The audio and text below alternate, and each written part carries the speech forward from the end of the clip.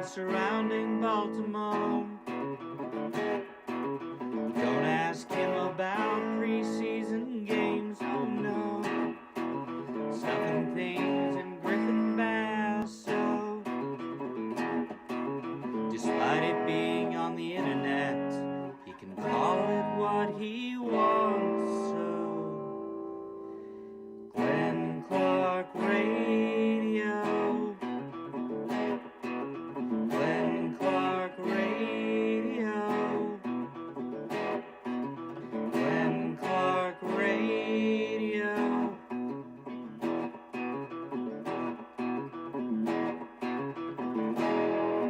Duke sucks.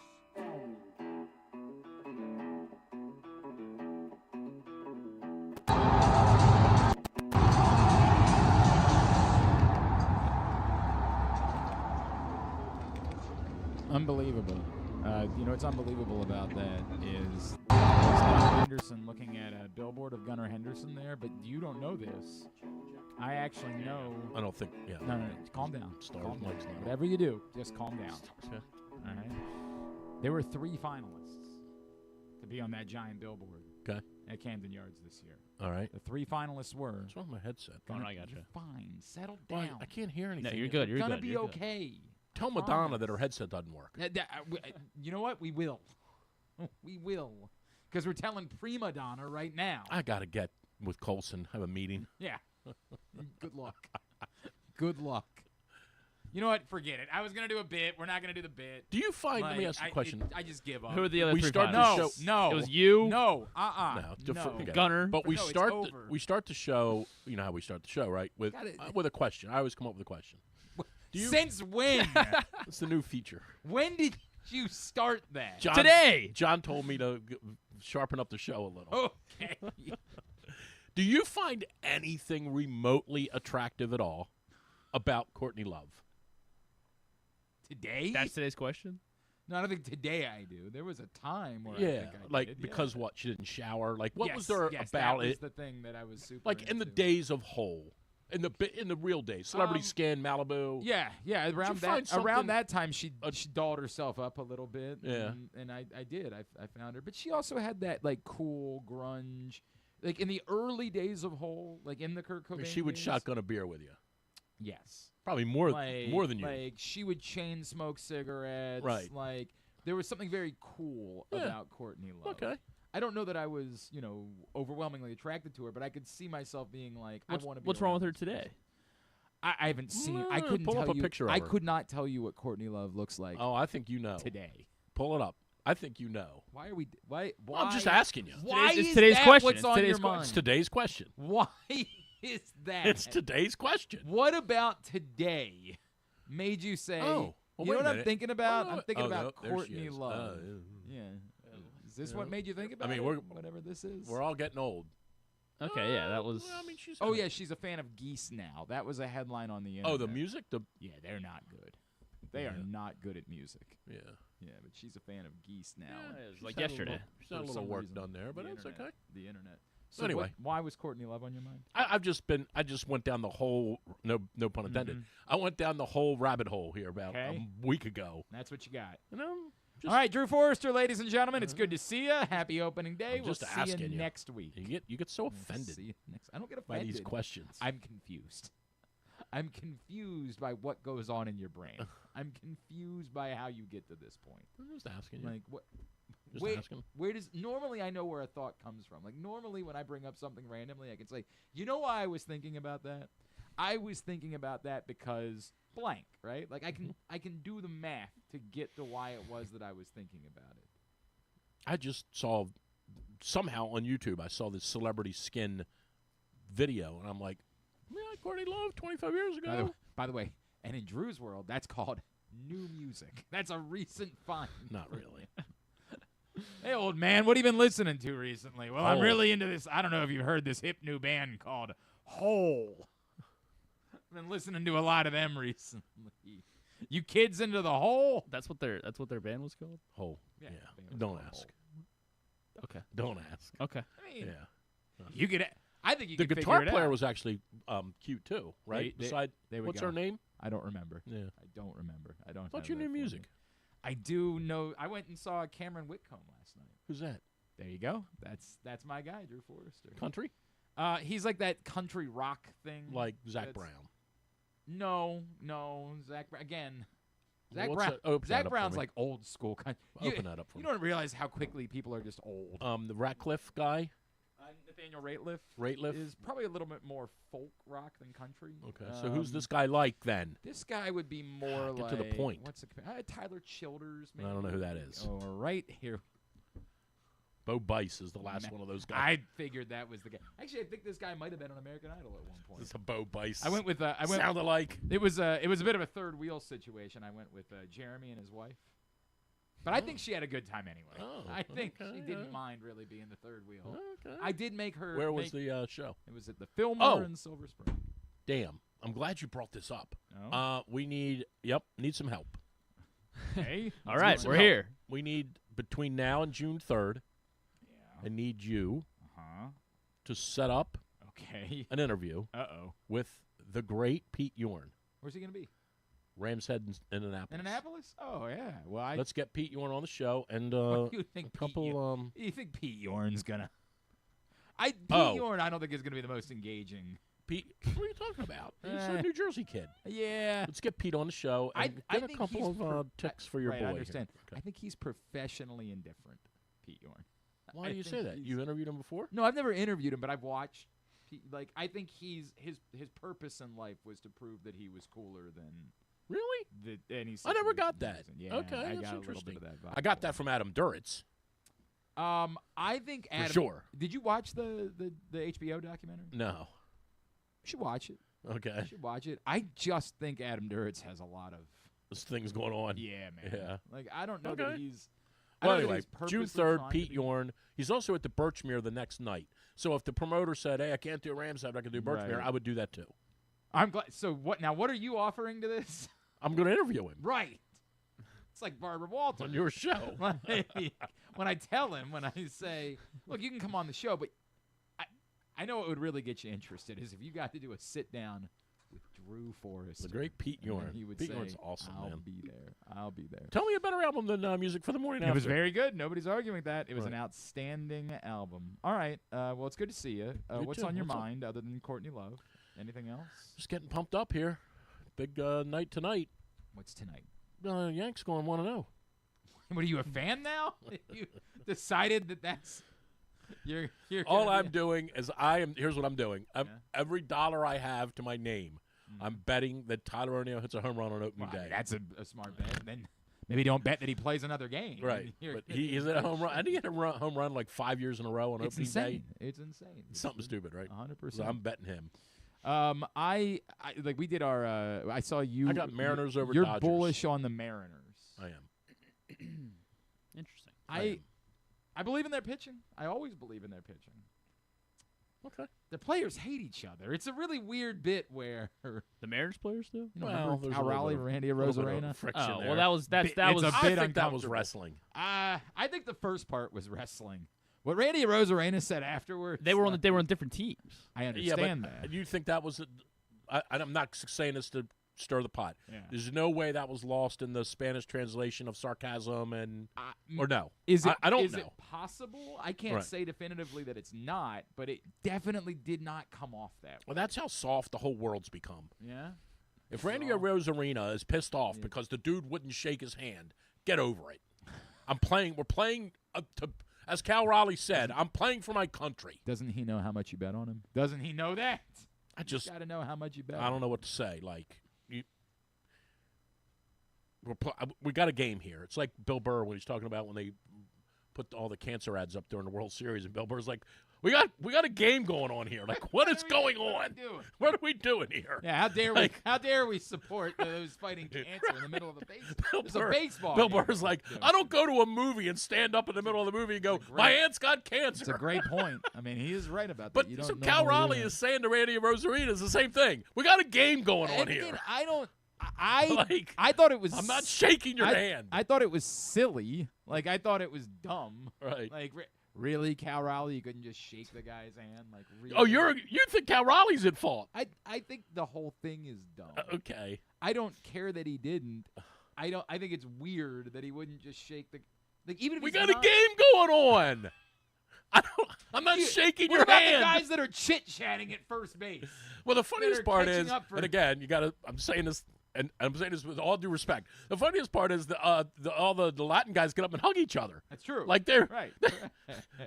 the one guy from the Padres got up there and they had like a bear hug. Cal Raleigh's got it. You need to know he hates you. Okay, but You're wearing a different color. we uniform, are playing so a he game. Hates you.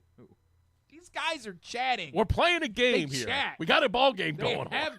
conversation. I'm going to disagree with you here. There's a deep. I'm sorry, at dog. At first base, they're talking about what movie they watched I'm the night sorry. before. I'm They're sorry. talking about what books they've I'm read. sorry. I'm going. They're talking about. Did you see the girl in the 6th row? With I'm the, pro Cal. We got a ball game here, and I'm trying to win, and I don't have time to be shaking your hand. I'm just a little worried about that if I bet a bunch of money on the Mariners, which I'm assuming is the reason why you're doing. I'm just telling you, dude. I'm assuming I that's the I reason am why. pro you're- Raleigh here. You want to just watch? We got a ball game. You want to just watch Francesa clips instead? Oh, you want to just do that definitely. instead? You just want. Oh, somebody sent me gosh. one yesterday. Hang on. A new one? Yeah, a new one. Oh, Well, he tried to say that we were idiots for not knowing that he meant Hunter Dickinson. Remember last oh, week? we were idiots. Yeah, we were the idiots. Oh, We were gotcha. the idiots. Yeah, you know, Joel Embiid, he took his place after. Oh, that's our fault. Yes, correct. Yeah, because they obviously look a lot he could alike. Score 50 points. He could score 50 points any night. Obviously. Hang on a second. Here we go. Somebody really said that and was serious. No, that was from. Some buffoon. What's that? Somebody really said that to you? That we were to blame? No, Francesa said that. Oh, that we. Francesa's Francesa said that. excuse. I thought you meant like a listener. No, said that. no. I got it. Was sent by a few of our listeners that are New York, like from New York originally, like Anthony Vitrano. I love you. You're the man. Love you, brother. He lived in New York for a long time, so he always, whenever we do Francesa segments, He's our conduit. Gets very excited about it. Right. I don't think he sent me this one. I think this one was Dave who sent me this. But this apparently was a follow-up. So again, if you missed it last week, last week the show was centered around honoring and celebrating the All greatest, the malaprops. the greatest, Right. the greatest clip in sports radio history, right. which is of course Mike Francesa breaking Right. down. I wonder how Flacco's going to do for the Ravens this year. The You know, I tell you what, Flacco, he's got a great career. And what's oh, that? oh, What's that? How you don't play for the Ravens anymore? oh, right. I You meant know what the I other was guy. thinking is. I meant So- Lamar. So we shared and celebrated the greatest clip in radio history, the Maryland-Florida State game. But then, like manna from heaven, Ah. we had a new clip fall into our laps, Greatest hits. which was Mike Francesa literally last It's week. like Elton John putting wait, "I'm still okay. It's like Elton John putting "I'm still standing" on the greatest hits. All the Elton John greatest hits are all Right. pre-1980s, right? Right. Benny and the Jets, Mhm. Goodbye Yellow Brick Road, Yep. Your Song, and then all of a sudden "I'm Still Standing" comes out, and Elton's like, "Dude, that's got to go on the greatest hits." Well, he was just on that song with Dua Lipa a couple Yeah, years right. ago That's got to go on the she greatest sampled hits. Rocket So Man, that's what we right? did. Yeah. This is on the greatest hits now. So Mike Francesa last week says, no, is this yesterday's clip or is this the one from last week? This This is yesterday's clip. Yeah, this is the one So you go just back to sent me. that tweet that Yeah. that Oh, I see what you're saying. and then the previous clip. This was from last week. This was Mike Francesa, who manna from heaven. My God, this man. So this was right before the opening round game? Yes, if you need an NCAA tournament breakdown, this is who you turn to. This is the guy. This is Mike Francesa from last week, breaking down St. John's, obviously into the Sweet 16 now, and there was a bit of a storyline there, of course, because their star player Zuby had Edge. transferred Right. from Kansas to St. John's. Right. And he, of course, transferred because he was stuck behind Joel Embiid. Joel Embiid, as we all know. We all know he's stuck okay. behind. So this is the Right. clip from last week, if you missed it. break, they score off the turnover and they score off the offensive rebound. And then Zuby sometimes will get a little thing going. Mhm. You know, Zuby can look really bad offensively and he can look really sweet offensively. It's going to be interesting to see what happens, especially against Kansas. Because remember, he left Kansas, but that's a long time ago. And he left Kansas because of Embiid. And Embiid's a different player than Zuby. I mean, Embiid, when he's healthy, is a guy who can score 50 points in the NBA. Mhm. He's a big-time talent. Mhm. That's no big deal that they, that man, Embiid you was can over. understand. I mean, that You happens. can And understand he came and why- he found a home 100%. It makes and had one of the great careers in the history of St. John's, makes which sense. is Yeah, all right. That's we got the point. He'd score 50 points a night. obviously Embiid. Like he's clearly. In the NBA. But what he meant to say, of course, as he said on Twitter, was I meant to say Hunter Dickinson, who, and you can see where you get those two guys confused. Well, they both pee standing up. Right. That's a great point. Well, we don't. Yeah, You assume they do. I mean, I don't know how many times I know you watched Tim Tebow pee the one time. No, but- Prince. Oh, Prince. That's right. You watched Prince pee. I didn't watch him, but I stood next to him. Okay. He was standing up. I'm Although sure. you can't tell with him. Yeah, I'm sure you didn't. He's not a very tall man. You're right. Not at all. Like, it's bizarre how small he was. Yeah, right. He's a jockey. So, yeah, he wants you to know that's not on him. Right. That's on you. Right. Correct. For not understanding. So this was his follow-up yesterday. It's not his fault. It's our fault. I want to hear this. Buffoon. But don't into some of the crazy stuff.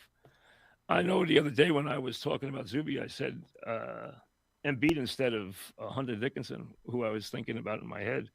I don't know. I got a brain warp. What can I tell you? But how could anybody in their right mind try to make a case that I'm not aware of a player who was drafted third in the draft, has been an MVP and a two-time scoring champion in the NBA? Does anybody listen to me talk about basketball and think I'm not aware of Embiid's career? I mean, right? Right? Try and sell out Obviously. to somebody. I got a bridge to sell you if you think you can sell it to somebody. It's a great point. I mean, he's come got a on. bridge to sell you. If you believe that he doesn't know the difference. People don't know between- sports. Oh. To Oh. recite Embiid's Cut. career to you. Whoa. Cut that. You're trying to think that Hey, clip that. Cut that clip. Yeah. But cut that clip. You know sports. People don't know sports. You know what, Mike? You got me. It's a great point. It's a great Now point. that you say that, Right. you know what? Self-reflection here. I think you're God. right. God, man. That's Is there no, any we're- way we're- at we don't all- need more. People Is there any way at all that his accent contributes to this? This is That, now you like- think this is a Rosarena situation that we don't understand because we can't understand exactly what he's saying. I don't know when No, he became. I'm asking you if you think in any way that this accent actually props this up even better. Oh, it's more. It's just like Yeah. if he was just a regular old Well, dude. well, now he doesn't really even sound like he's from New York. Yeah, he sounds like Bruce Springsteen. like no, he sounds like RFK Jr. yeah, really. right, at this right. point, is He's what stumbling and bumbling. Yeah, right. And, like he sounds like Right. like I know you're telling me you're healthy because you take your shirt off a lot, but I hear you. I'm just not sure you're healthy. Yeah, I'm not either. That's the reality of what Mike Francesa sounds. Well, he like just now. said though, you said it. You're right. It is our fault. yes. I correct. don't know meant sports. you don't know sports. Right. If To you don't, recite Embiid's career to you. if you don't know that Mike Francesa meant Hunter Dickinson Right. when he said the guy that could score 50 points a night in the NBA, obviously Hunter. Now, how many? Now you I will remind me, say- now, Griffin, hold on, because I now, haven't hold on. checked. How many 50-point games has Hunter Dickinson had in the NBA? I'm not positive about this. Can you double check on that? 'Cause Yeah, I can double It's check. got to be like he could score 50 any night when you think about it. So I'm gonna guess he's had, I don't know, at least 30, right? Like at least 30 50-point games in his NBA. Well, hang on, you're the host of NBA Hanging on the Rim. How many 50-point games has Hunter Dickinson had in the NBA? None. Oh, that was what I also thought it was none. I know sports. Right. That's a great point. You don't know sports. And here's the thing. It probably would be different. And again, I realize he didn't go to the same school, but it would be different if he would have said. It would have been different if he would have said Derek Queen, or I'll give you an example. It would have been different if he would have been talking about Maryland basketball, and he would have said, "Tell you that kid Cowan. Remember that year that boy Cowan played a great game against blah blah blah blah blah," Right. and he meant Mello Trimble. Yes. That- anyone Everyone could do that. You did that last week. And, in fact. probably Yes. right. Yeah. Anyone could do that except Bob Haney. Anyone That's could a- do that. That's a fact. Maybe Terry. And Terry, right. Yeah. But anyone could make that mistake. Like Cowan, Trimble. Yeah, any of these point guards, Jameer Young, right? Right. Like they all kind of ran together a Of little course. bit at Maryland. You right? took a 7'1" African American Mm-hmm. and juxtaposed him against a 7'1" white guy and thought it was our fault. Well, and then you literally They're not the same. But he also then described the details of Right. of Joel Embiid. Right. It'd be one thing if he just said Embiid and then he described Embiid. Look, that makes sense. Embiid's a great player. Like he could It would average. be like me right now saying to you, dude, what's going on with Maryland lacrosse? What's going on? Name there? a player. Yeah, I mean, well, the one guy, the goalie, I tell you, the goalie has really had a tough time. Yeah, but you know what? He Yeah, actually, yeah, I mean, right. they lost the other day to Penn State. Uh-huh. They're just having a tough time. That part is true. And You're and you right. never know with them. Like That's they could win. Like this weekend, they're playing Virginia. Mhm. They could Well, win. no, they already played that game. Well, I meant. Yeah. Well, you know what I meant. Yeah, I know what you meant. I meant Obvious. Syracuse, but Right. you know that. Right. They definitely They- already played the yeah, they played Syracuse game Syracuse, too. But Okay, but that Yeah. now you're pissing me off. Now you're nitpicking like he did. I know who they're playing, yeah. and to tell you, the goalie is really struggling. Right. The goalie. Now. And if- now and it- what's his name? But here's the thing: if you're going to give up goals, a lot of goals, Right. in lacrosse, you're going to lose. That's a good point. That's a good point. I'm just But this concerned is, about. I'm you're concerned doing about the goalie. You're doing my first ever Phoenix Coyotes postgame show right Yeah, now. right. You're doing the show that I did when they But hired me the first time But I to am do. concerned about the goalie, and they've lost these games this year. It's a great point. to They these have- teams they've that lost games to they teams. shouldn't be losing to. Well, I mean that. I don't know. Who's- who have they lost to that they shouldn't be losing? Well, they to? lost to the one team that there's no way they should have Yeah, lost right, to them. Right, that team. Yeah, They lost to them. They That's a lost to great point. Richmond, they right? They didn't play Richmond, but yeah, I mean Richmond's also. but they really, lost to the one team they definitely shouldn't have lost to. Right, that one was. That's what I'm saying. Yeah, they lost to Virginia. exactly. You know sports. I don't know. The issue here. But this would be like me is that doing I this. don't know But sports. this would be like Right. me talking about 100%. Maryland lacrosse, and on the surface, I do know Which Maryland's is- struggling. Right, they They are. lost to Penn State. I know it. Yeah. But, But then you don't know any actual details. Right. Right. You But then know for none. me to act like Right. here's what I Who's here's their what, star player that got hurt 2 games ago? Right, You have Daniel no Kelly. clue. I mean, you've named a Maryland lacrosse there, player. there you go. have Joke's done on you. I told you I know sports. You do know But sports. it would be akin to that, and me trying to pass it off to you, Right. like, dude, bummer about Maryland losing to Penn State, huh? Yeah. Like, Yeah. I mean, it's- this guy is There's a reason out of why. his mind. There's a reason why we don't do certain topics. There's just a reason. But again, it's different when Drew's here because it's time for. Oh, jeez. Okay, hold on. Wait. Oh man, I had it all lined up. I know.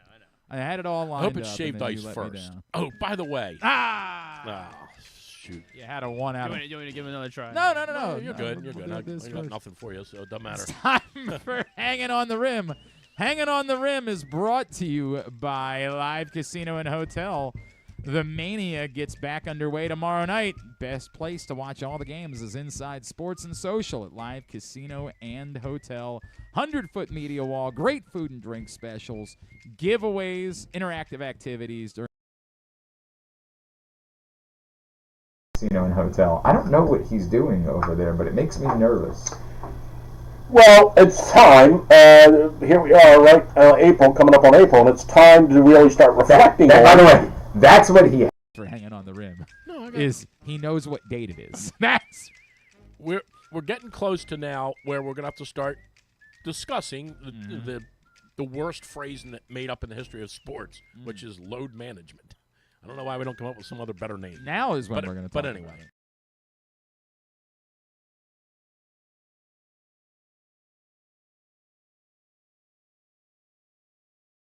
So that's huge.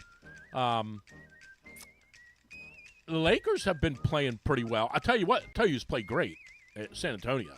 Yeah, that's San true. Antonio won 22 out of 24. Mhm. Wemby now officially like the favorite for the MVP.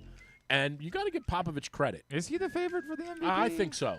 I'm saying that's my opinion Oh, as that's an your- analyst. Okay. All right. But you got to give Popovich credit. Right. Great point. The Great guy point. wins big games. He does. He's got a history of it. Yeah.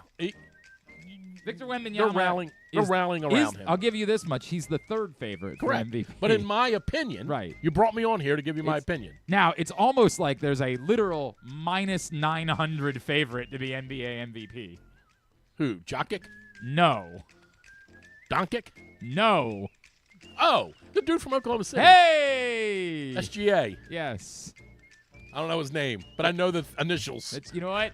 Neither does anyone. Yeah, This is Nate Bargatze doing the George Washington bit right, Right, now. right. What, We- and what's his actual name? we don't know. No one knows. No one knows. No one knows. San Antonio, though, is seriously coming on. They are. First time I think in 9 years, maybe they won the division. The Wizards not in. No. Not No, happening not for the gonna- Wizards. Maybe. But Juju Reese has been a great story. An interesting story. But Okay. again, if you're the best, Well, the minute they take him out of the lineup, a guy drops 82 or 80, whatever. yeah, that'll show them. I'll tell you what. It was such a dumb week last week. He broke a. They had to do it so he could break a record. I'm like, he didn't break a record. We broke the second He place just record. scored. Okay, That's not a record. But no one cares. Well, maybe right. the 100 one didn't happen though. So. That's a great point. Right? Yeah, a lot of people do say it's like the man on the moon. There's no video. Nobody knows There if Will is Chamberlain really no did it video. or not, That's a great or if point. the rim was the right. I heard that one once. Okay. The rim was like They played at 9 feet like or yeah, the something. rim was like 3 inches shorter that night for some weird reason. Like, yeah, Okay. people are insane. What's your favorite conspiracy theory? What's one that I- you're absolutely on? I'll, board I'll with? give you one. I'm telling you the truth. This is dead serious. Mm-hmm. I am not at all convinced that the thing that happened in Pennsylvania with Trump was legitimate. Well then.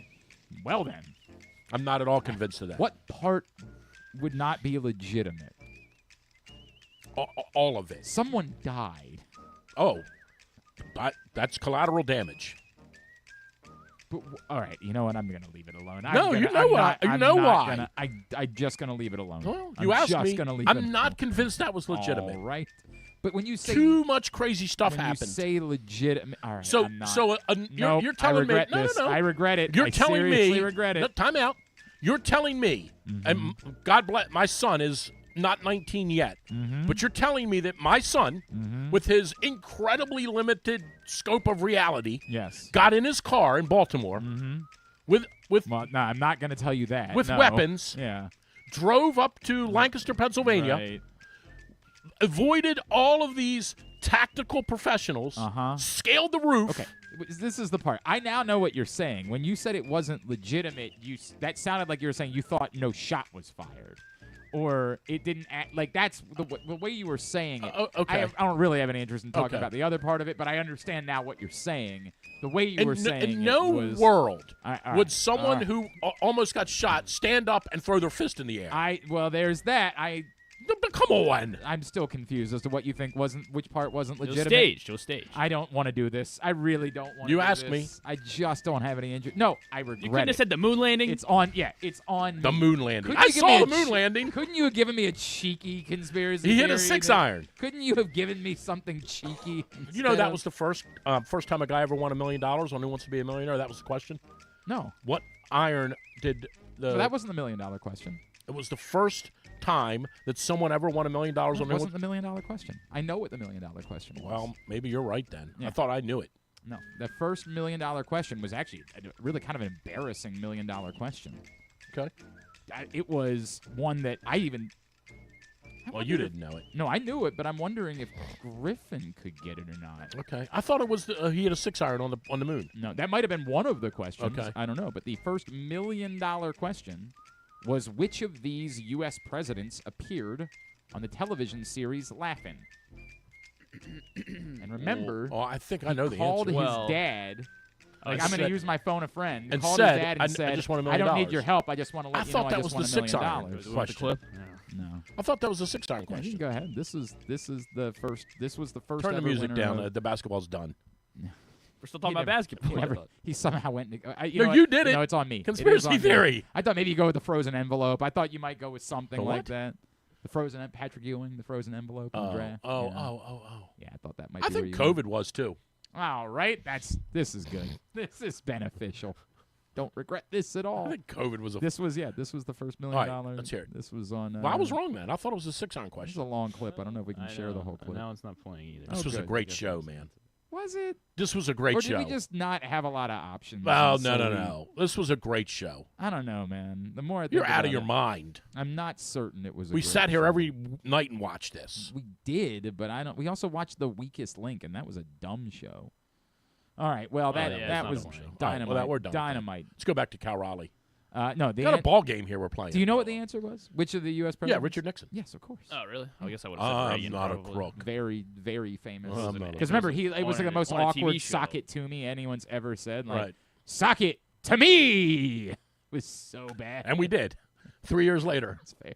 All right. That is fair. Yeah, that was. But the what's first yours? ever. Your conspiracy theory. That's a good question. I'm willing to believe a lot, but I don't know that I fully believe, right? Like I'm willing to believe that aliens exist, but I don't know that I actually believe that aliens Have you seen the exist. Flyers cheerleaders? I understand.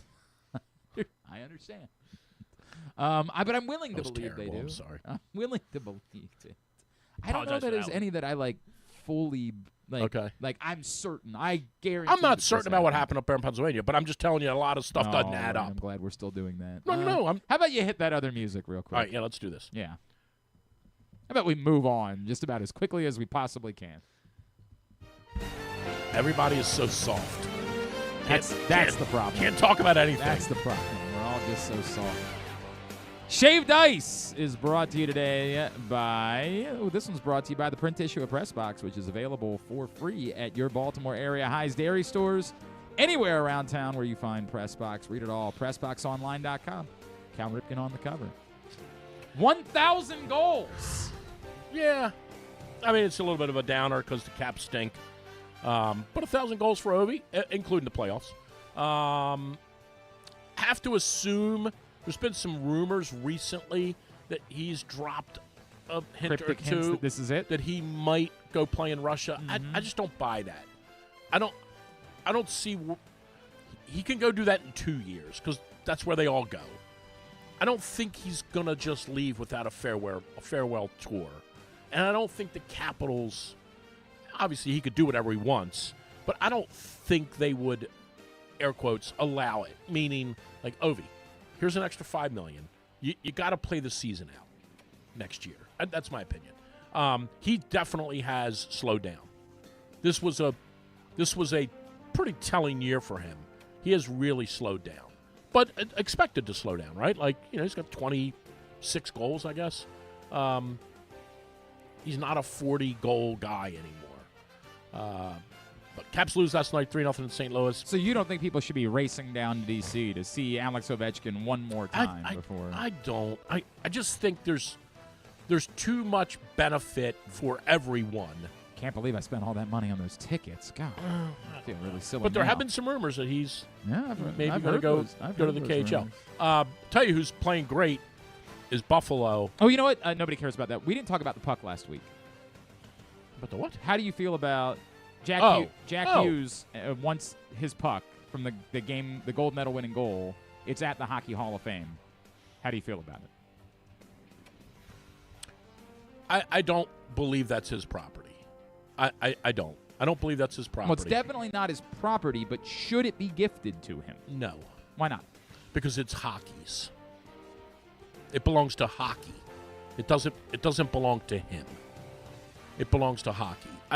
It's funny you bring that up. I was going to write about it in last week, and somehow I got I did distracted. a couple segments on WBAL about it this weekend, and what's the prevailing thought from people?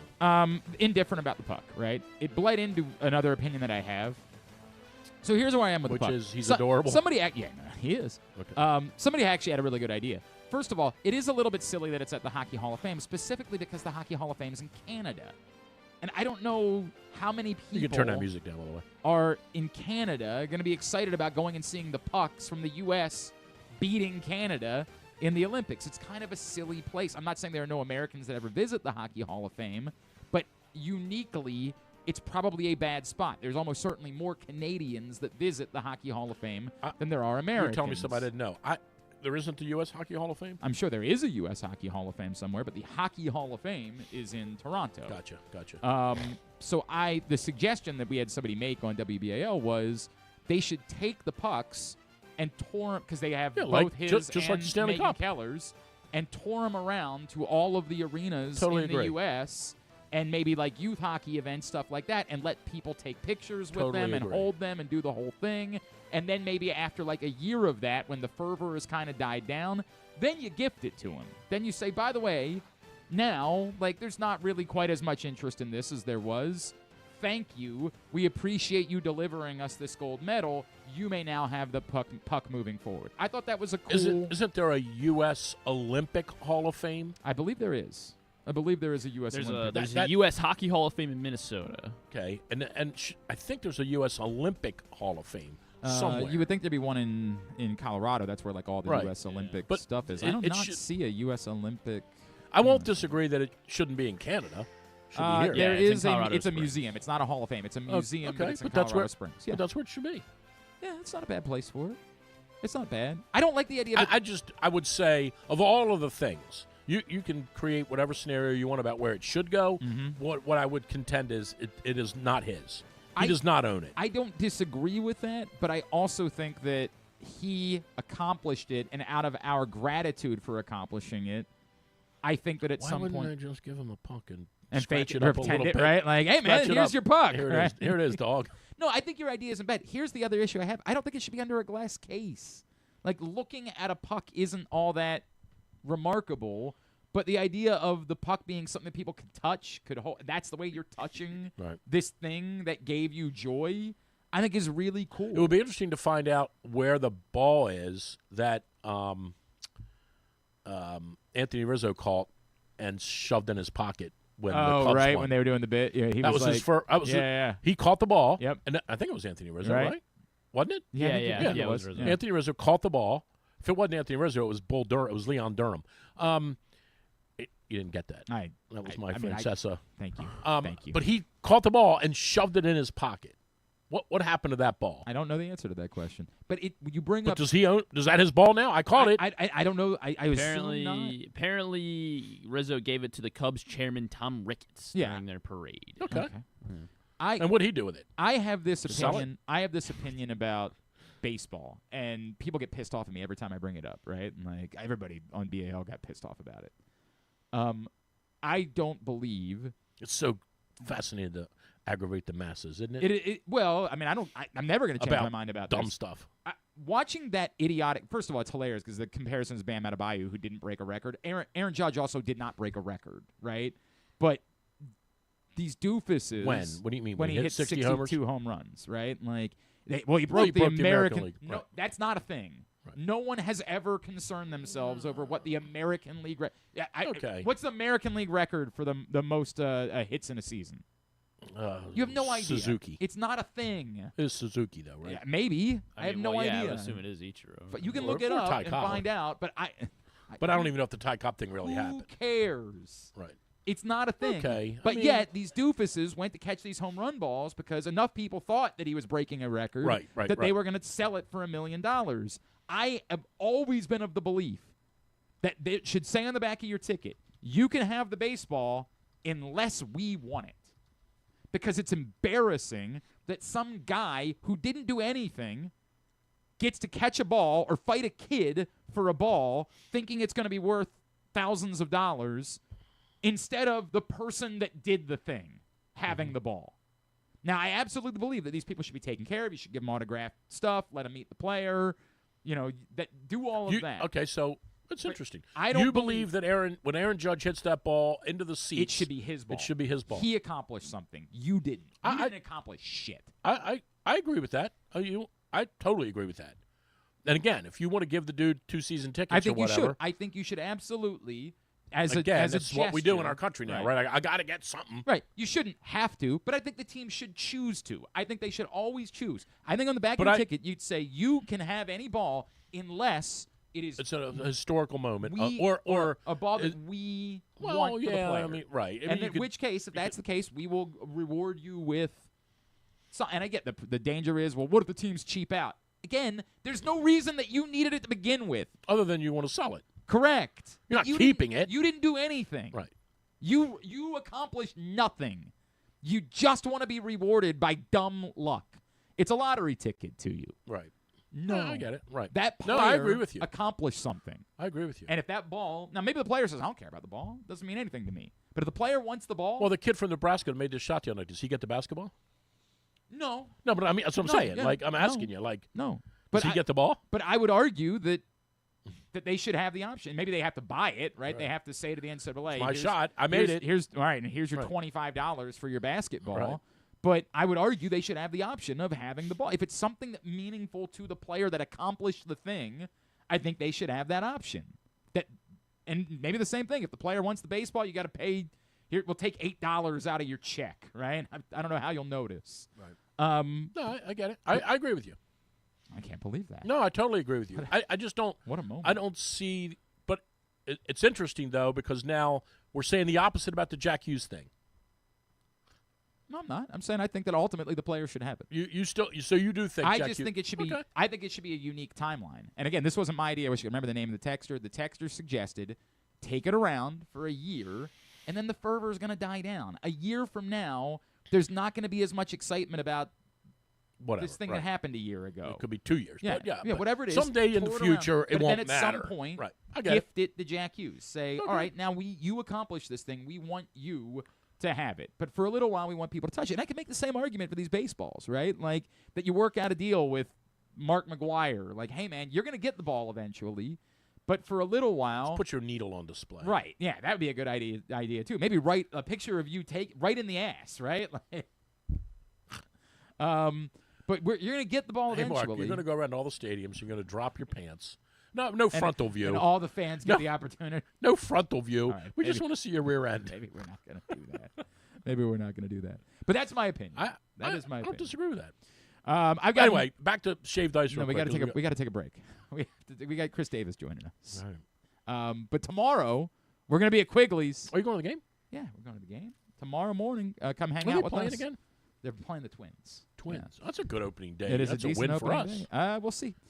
Starting at 9 a.m. The show will start, 9:30, somewhere in that range. But we're going to be there starting at 9 a.m. at Quigley's Half Irish Pub, really just a block down from the stadium.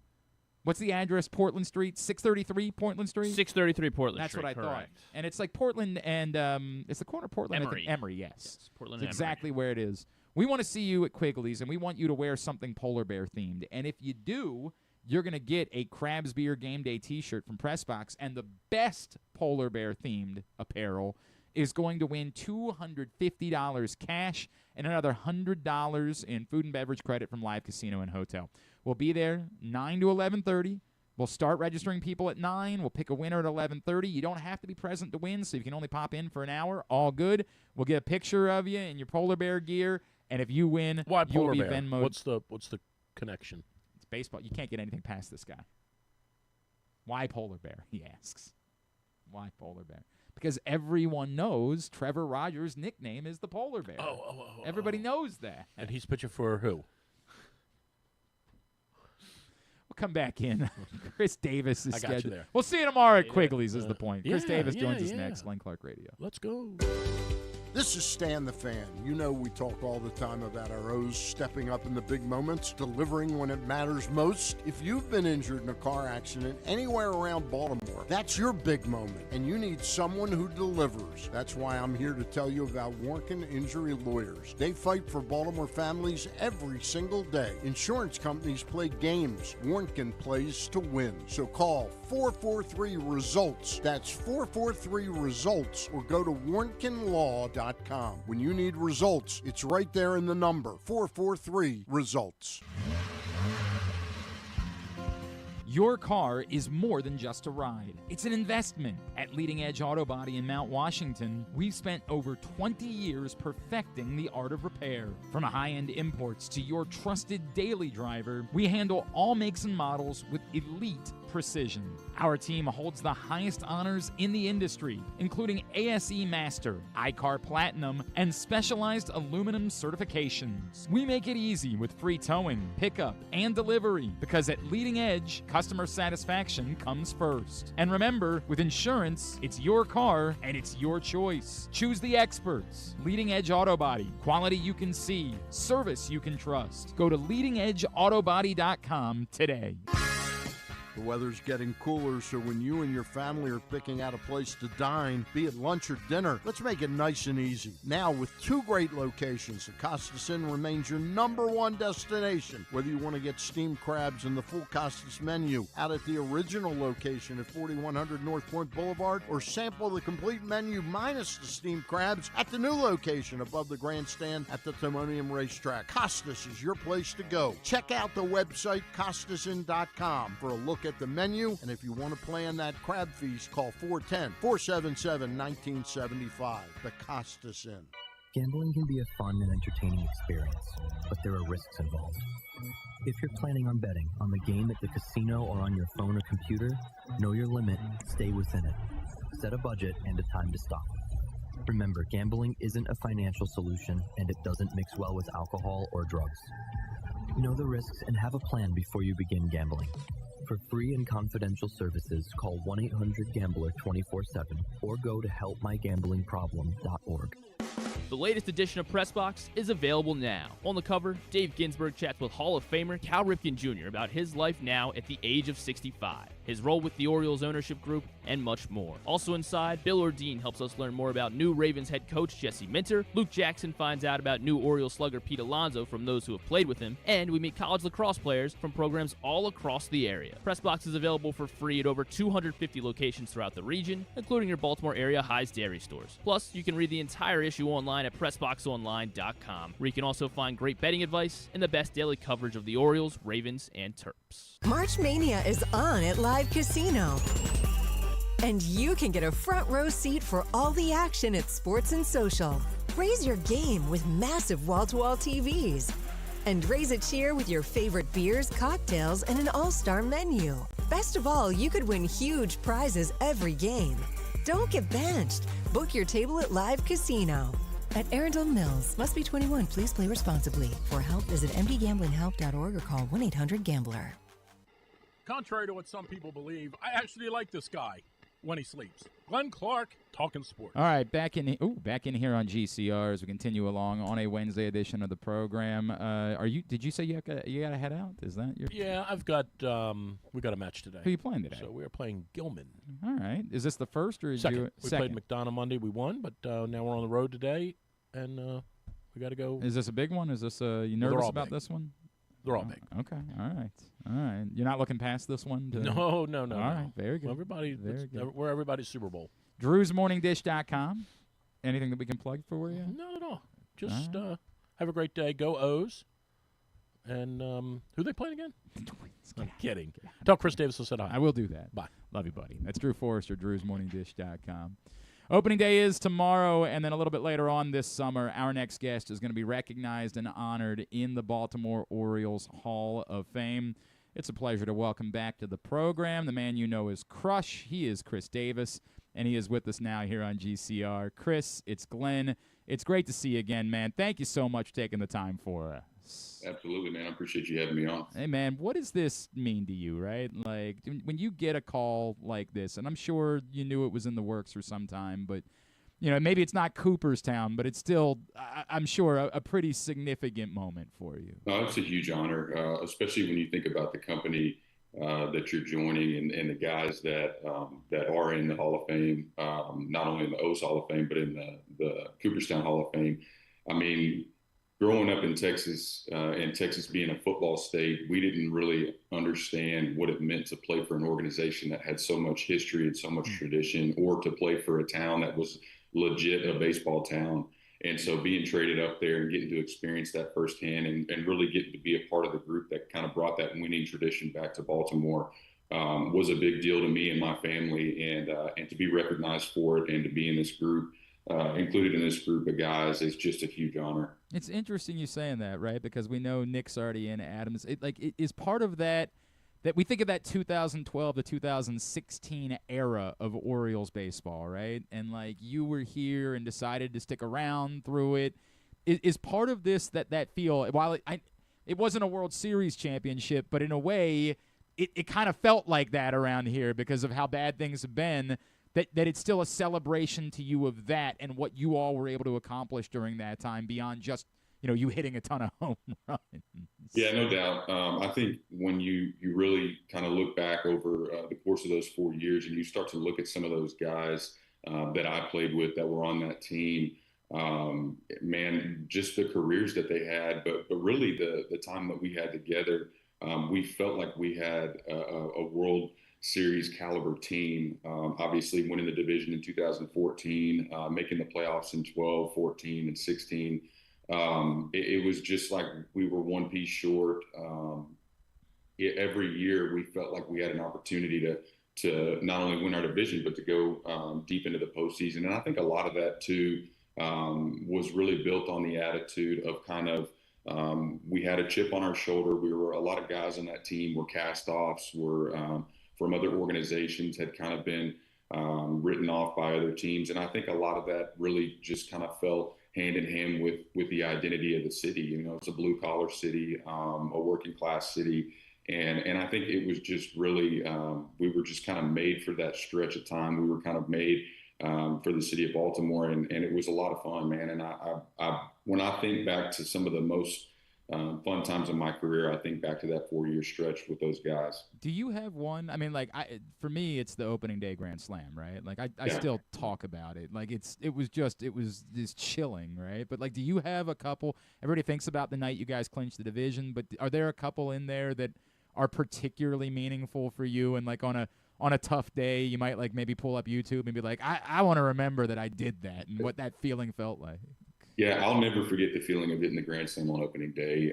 Just the days, leading up to that game, getting off to a hot start. Even the season before, kind of establishing myself as an everyday player, playing all over the field, pitching in Boston, and then getting an opportunity to be the everyday guy at first base, getting off to a hot start.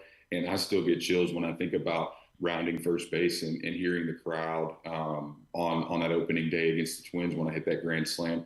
To me, one of the most meaningful moments of my career was going back to Texas in 2012 in the first ever wild card playoff game, and beating the Rangers on their field with like 8 dudes from the Rangers organization on that Orioles team. Yeah. Obviously, Buck was the manager there before Wash, and just having being able to have that moment with those guys on the field where I got called up, where I started my career, that was huge for me. And I think it really set the tone for the next few years for that team and that group of guys. Of course, the great Joe Saunders on the mound for that game, who will forever be a folk hero in Baltimore because of it. Chris Davis is with us here on GCR.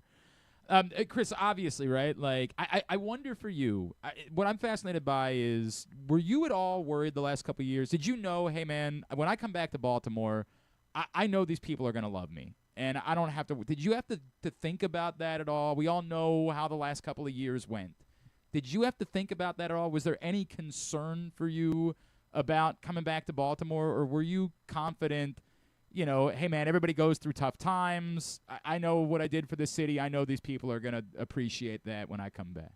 Yeah, I think the biggest thing for me and my wife was we knew what we meant to not just the city, but the people and the community. Yeah. And what we wanted to establish when we got there, even before the contract, was we wanted to establish a relationship with the people of the city. We wanted to be involved in charity work. We wanted to be involved with organizations in and around the city. And I think that was probably the most important thing for us. Obviously, the baseball side is big for me because it kept me there. But I think the biggest thing that we wanted to establish there was just an understanding and an appreciation for the people of the city of Baltimore. And I think that was really the biggest thing that I took away the last few years, going through injuries, trying to continue to play through injuries, and really struggling. I think that was one of the things that kind of helped me work through that, was knowing that I wasn't just there to play baseball. Obviously, that was a big part of it, but I was there to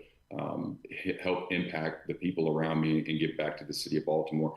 And I think I saw that the most when I went back for Jonesy's retirement, when they retired him as an Oriole, and getting the ovation and the applause when we were on the field. That really meant a lot to me, and I know it meant a lot to my family. But I think when times are really hard and you're going through a lot of struggle, I think it's really easy to focus on the negative. But man, I had so many good people in the city and around the city that were really lifting me up and reminding me that I was more than just a baseball player. And so I really appreciated that. But you referenced that. I think everybody knows how much you were involved with the Children's Hospital, and I know how much you were involved with Helping Up Mission, a place that I care about a great deal, and we continue to be involved with every year.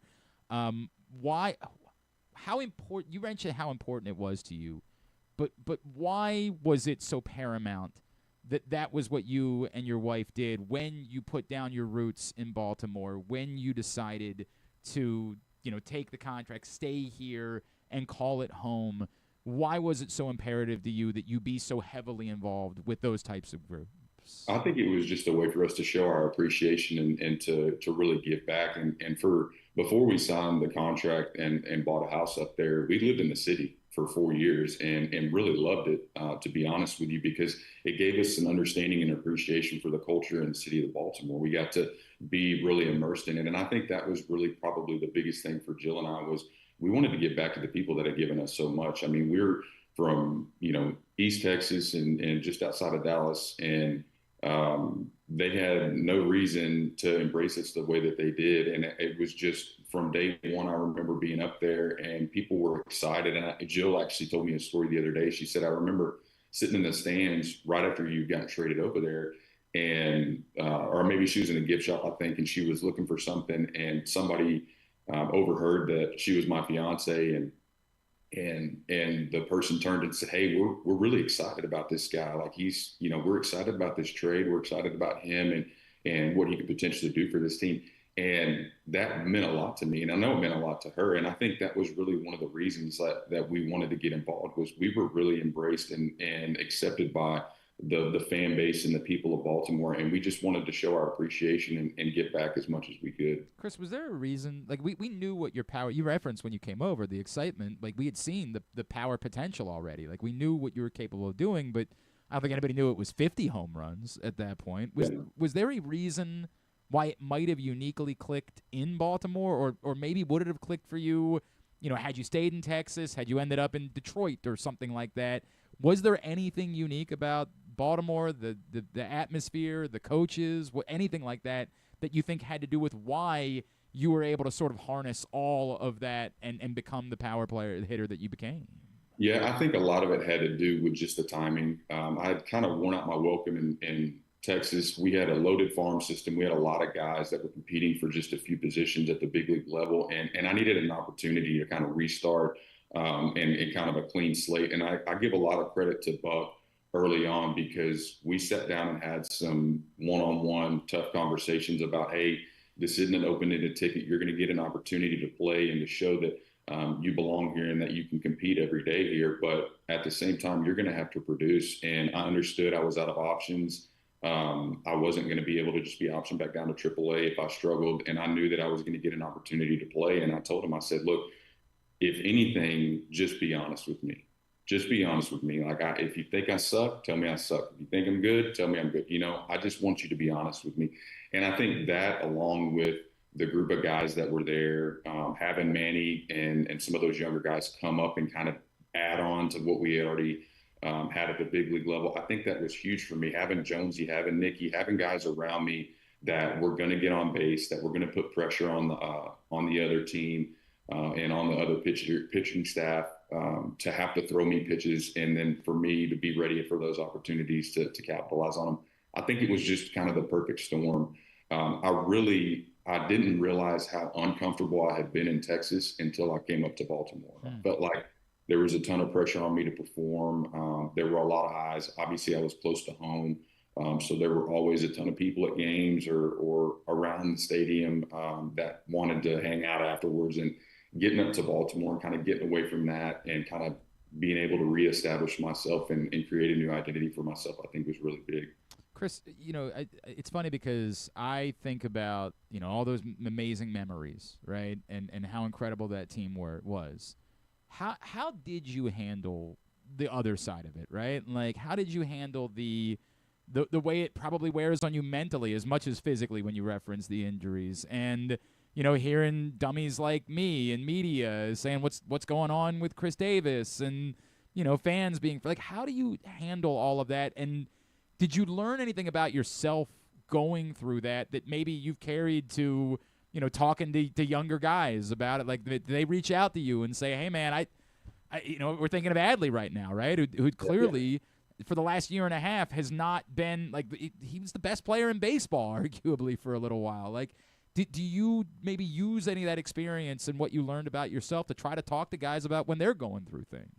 Yeah, absolutely. And I've always said, I think if you go through stuff like that and you really struggle for long periods of time and you don't open up about it and you don't talk about it, then you really went through it for nothing. And I think the biggest thing for me is it gives me an opportunity to connect with guys on a different level. Obviously, we all put a ton of pressure on ourselves. When you play at that level for that long, you expect yourself to perform. There's an immense amount of frustration when you can't figure it out, when you're when you're grinding through injury, you don't want to blame it on that, but at the same time, you know that you're not able to do things that you used to do. How did I handle it? I don't think I handled it particularly well early on. I think one of the things that I really learned was I have to open up to people around me, and I have to kind of voice my frustration, and it's okay to show that vulnerability. I remember doing a Sports Illustrated article towards the end of one of the seasons. I can't remember exactly what year it was. It might have been 18. And I was really reluctant to do it because I didn't want to open up. I didn't want people to know that I was frustrated, that I was upset, that it was really bothering me. And obviously my wife had a lot better advice than most people, but she said, I think you need to start, peeling back the layers. And I think you need to let people understand where you're at, because I think a lot of people really care about you, and a lot of people will share in that frustration with you. And I remember doing the article and talking about how it was just eating me alive emotionally, physically, mentally. It just was taking a toll on me. And I remember guys reaching out after that, and guys on other teams, guys in our organization, and talking about the same thing. Man, I'm glad you said that. I'm glad you opened up, because I feel the same way. And I think a lot of players do. I think it's more commonplace now for guys to talk about that. But I always want to be a resource for the next wave of players. I want to do whatever I can to help those guys along their journey. And a lot of times that's talking about the hard stuff and how you handle those struggles. Do you have guys that reach like try to get your number and text you and call you and say, hey, can I talk to you about this? Yeah, I've talked to college guys. Wow. I coach high school guys. I talk to them. I've had some players reach out at the big league level, just here and there, and basically ask me, like, how did you handle this? What would you have done differently? What was going through your head? And I think it's good for guys to have somebody to talk to about that stuff, because it's baseball, man. Like, it doesn't matter if you're Shohei Ohtani, Aaron Judge, or Adley Rutschman. At some point in time, you're gonna struggle, and it's how you handle that adversity that really shapes who you are as a player, and how long you stay in those slumps. And so if I can be any sort of a resource for a guy, I'm all for it. That's cool, man. I really appreciate you having that perspective, and I have no idea. Like, I can only imagine what it means to those guys that you're talking to about it. There's been a theory for a long time, right? Like, if you had played in the era where the shift had been banned. Oh my gosh. What do you think that would have done for your? I mean, like, obviously you still put up prodigious numbers, but yeah. What would it have done for your career to be playing in an era with no shift? I think it would have helped me a ton. I mean, obviously, I'll never forget the first time that I was really like, okay, this is gonna really impact me. We were playing Texas at home in Baltimore, and I hit a line drive over Mitch Moreland's head, and he jumped for it, and it got over his head. And I'm starting to round first base, and I hear the crowd go, oh. And as I'm starting to round first base, I see behind him Rougned Odor is standing there with a ball in his glove. And I'm like, dude, that's a line drive to shallow right You did exactly what you were supposed to do, right? Like, exactly. And I'm like, man, this is gonna like really not only impact me, but a lot of guys. In the conversations that I had with hitting coaches, guys that I worked with in the off season with Buck, am I going to completely change who I am and who the team and the organization expects me to be, from a power hitter, from a run producer, to a guy that's going to be laying bunts down 3 times a game. And one of the things that really impacted my decision, one, I didn't want to give up who I was as a player, but 2, I wasn't particularly the fastest guy on the field, and having to lay a bunt down the third base line, you literally have to square your shoulders and go that way, and then turn a 180 and go the other direction. So there were a couple of times when I tried it early on when I just beat it out, and I remember other times where guys like Sonny Gray or Porcello made these like sliding plays, and I'm like, if I'm going to do this 3 or 4 times a game, I'm playing right into the opposition's hand. And I asked Pedroia, I asked Longoria, both of them, I said, what is your thought process in shifting me? Obviously, you're trying to get me to hit into the shift. You're trying to get me out. And both of them said the same thing. If you go 1 for 4 with a 3-run home run against us, it's more likely that y'all are going to win that game. if you go 4 for 4 with 4 infield bunt singles, Yeah. we like our chances. I wasn't a base stealer. I could score from first on a ball in the gap sometimes, depending on where we were playing. But they ultimately were saying, we'll give you first base. We just don't want you to hit the ball at the ballpark. And so for me, it would have been really interesting to see. Buck used to throw out some numbers. I think he was just trying to piss me off. This is what it would look like. These are your numbers, obviously hitting into the shift. This is what it would look like if they were playing straight up, and it was just a drastic change. Thanks a lot, Buck. Thanks, man. Thanks. Right. But I'm glad to see that they've gotten back to the more traditional style of the game. I don't know. Maybe the fans liked it. I would think the average baseball fan doesn't want to roll up and see 5 guys on the right side of the infield or left side of the infield. I think that they want to see the game played the way that the game's supposed to be played. So I was glad to see him get back to that and to kind of iron some of those things out. Wish they would have done it when I was playing, but it's better late than never, I guess. I understand, and it's something we talked about a lot over the years.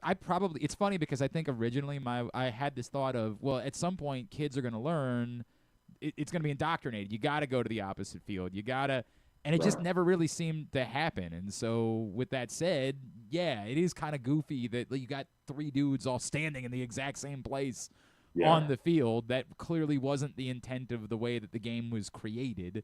The idea was, created to, there's places where they ain't. Go hit it there, right? Like, that's the concept. Yeah. Are you at all worried that Pete Alonso might break the franchise home run record? No, I hope he does. I mean, at some point, somebody's going to break it. And from what I know of Pete, just from the other side of the field and from the guys that he's played with, he's an incredible guy. I hope he does. I hope, because if he does, that means he's swinging the bat well, and that means that the Orioles are probably winning. So, I mean, I'm grateful and honored to have held it for as long as I have, and to hold it as long as I do. But at the end of the day, I mean, records are meant to be broken, and just being able to be the single season home run leader for a while, for me, it was a pretty cool thing. What do you think he does, right? Like, it's a big deal. We're on opening day eve here in Baltimore, and there is an excitement that's palpable. And as I said yesterday, it's not that we don't think there are other good players on the team or the team. So much of it has to do with that guy's arrival. Like, it just feels so serious. What does somebody like that do for a baseball team? It's, obviously when you arrived, we didn't know exactly what it was going to be, but clearly the impact you made was overwhelming.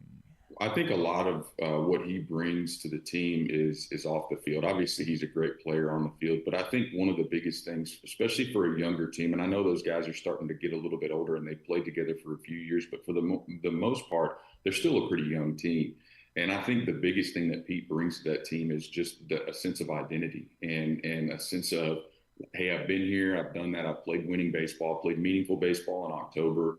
September and October. And I think that's going to be huge for those guys moving forward. We all know about the playoff woes of the past and making it to the postseason, but struggling to win in the postseason. I think he's going to help with just the approach to the postseason. And I think that's huge over the course of a season. I think guys that can really help create a chemistry, a clubhouse environment where guys feel like they're bonded and they're banded together. I think that it goes a long way, especially in the game of baseball, because the season's so stinking long. But when we talk about teams that are winning year in and year out, you look at those teams, they're close-knit teams. It's not a bunch of individuals. It's not a bunch of guys that are going their separate way. It's a group of guys that pull on the same rope in the same direction all together.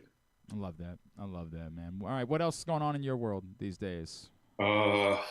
Youth softball, volleyball, high school baseball. It doesn't seem like a bad way to spend your time. That seems all right. It's a good time, man. I love coaching my kids. I love watching my kids play, being around it. I've really enjoyed coaching high school baseball, man. I did not know if I had the patience to do it or if I was even going to have anything that these guys could use. But, man, I've enjoyed being around the game. I've enjoyed being a part of a team and being a part of the staff. And we've got a good group of guys. So yeah, man, that's kind of what I'm doing now. Do you do anything as a coach that you're like, oh man, that's Buck? Like, I know that I got that from being around Buck.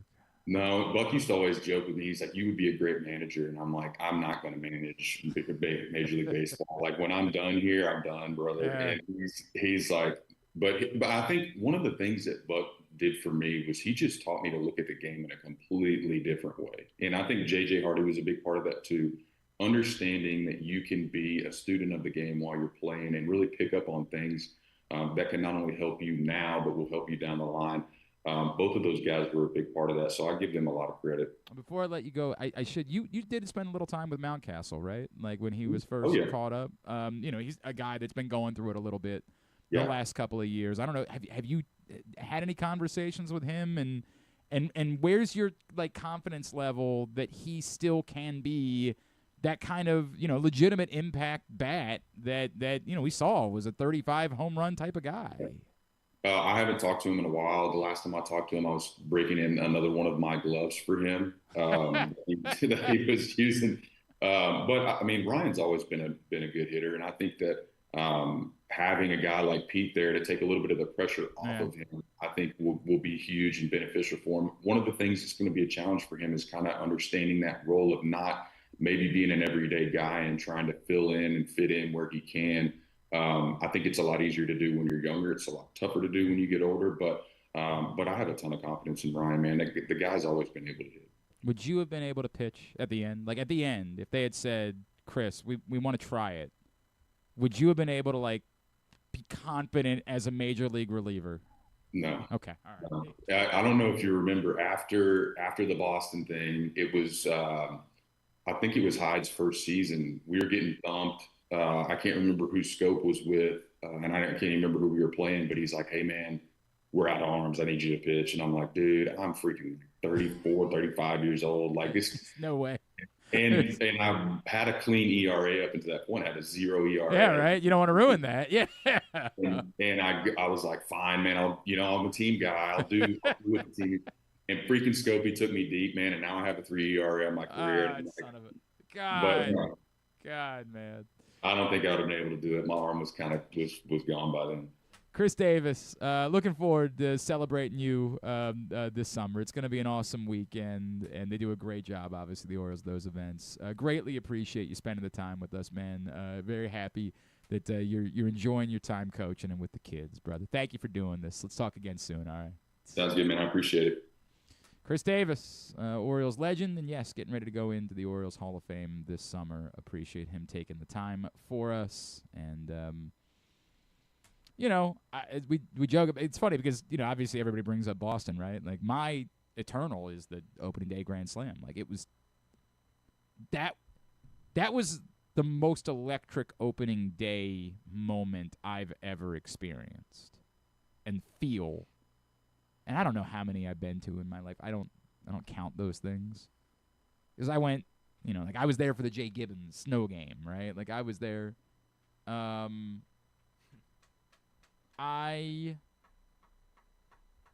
never felt anything like that on opening day. Like it was pandemonium.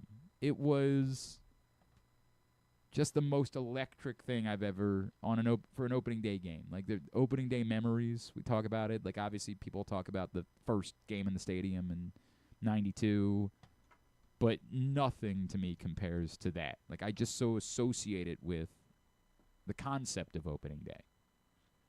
And that one's my favorite one. That one's my favorite of the Chris Davis collection. That's 3 home run game. I feel like that one sticks out for me. Yeah. I don't know. Just you never see that. Like, well, at least with the Orioles. Right, I get it. Nowadays, I guess you do. But with the Orioles, don't see it often ever. No, there haven't been many. You're right. You're 100% right about that. And maybe if the pitching thing, it also happened in Boston, right? Now, we actually, Grant and I talked about it last week, ironically, but like I was in Kentucky. That was when I used to cover the Kentucky Derby every year and do my show from down there. It was the day after the Derby, and my wife and I were just like wandering around, doing stuff in Louisville that day because we were flying out on Monday. And I remember getting a text from someone about are you watching the game? They're about to let Chris Davis pitch. And I was like scrambling. I started like wherever we were in Louisville, I just started scrambling looking for a bar that might have the baseball package, right? Like this is what year? I mean, this 2013, is, I think. Because I remember I was playing. I had like a double. I was playing like a travel game. I had like a double header, and like the Orioles start like at the same time we did, and it was right. Like, and then our second game was over, and I was like, they're still playing. Yeah, it was going on forever. Well, and I was scrambling. Like, there's got to be a place somewhere. We're in a fairly large city. Louisville's not that big. But like we're just ducking into anything that looks like a bar until we finally found. I think like the fourth one we found it. So I got to see it. But yeah, that. Was this opening day for the Orioles, or this was because it was like the fourth? It was not the opening day for the season. Right. It was opening Orioles weekend. opening day. It was Orioles opening. It was Orioles opening day. It was the home opener, which to me, like, with all due